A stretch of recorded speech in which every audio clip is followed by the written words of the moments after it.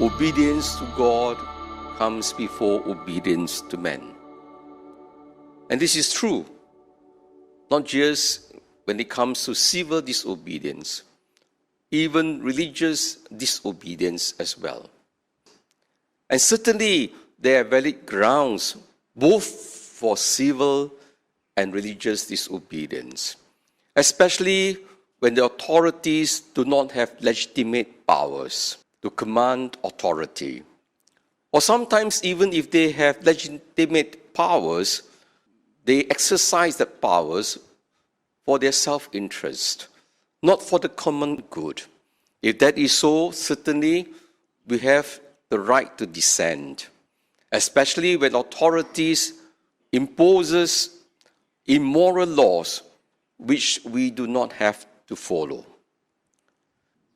But at the same time, just remember this. When we dissent, of course, we will have to suffer persecution, oppositions, discriminations. So there is a certain ground for conscientious dissent.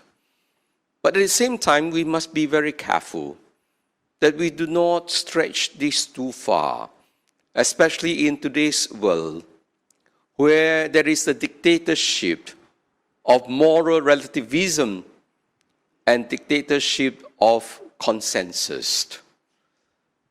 Today, because of moral relativism, many people do not believe there is such a thing called objective truth.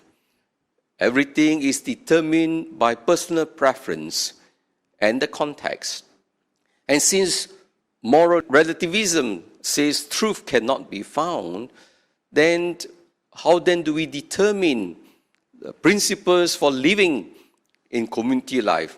They say by consensus.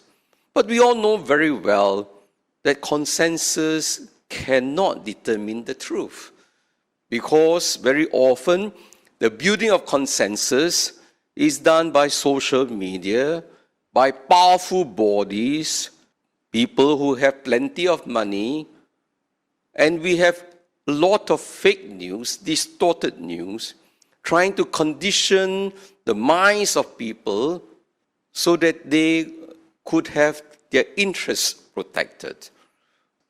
And so the truth is often silenced or gravely distorted because of this dictatorship of consensus building. There is a danger that many of us, we are forced to conform to the majority, even when it is not morally right. And there is no way, because if you don't conform, you will be discriminated. That is what the world is doing, trying to normalize the abnormal. And so what do we do? My dear brothers and sisters, this is where we need to search for the truth. Where is the truth? The truth is Jesus. Jesus who comes from above, therefore speaks to us God's own words. And so if we want to find the truth, then we need to listen to the testimony of Jesus. That's why for us Christians, Jesus is the way, the truth, and the life. There is truth.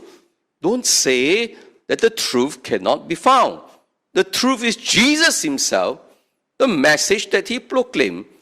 For a Christian to believe in moral relativism is to deny that Jesus is the truth. And Jesus, my dear brothers and sisters, is the one who will lead us to fullness of life. And that is why it's very important for us as Christians, if we want to be firm in our faith, we need to be connected with Jesus. We need to go to the source of truth, that is Jesus himself. The gospel should be the point of reference in all our decision makings in life. If you want to receive the Holy Spirit, the Spirit of truth, the Spirit of love, then we need to obey what the Lord has spoken to us.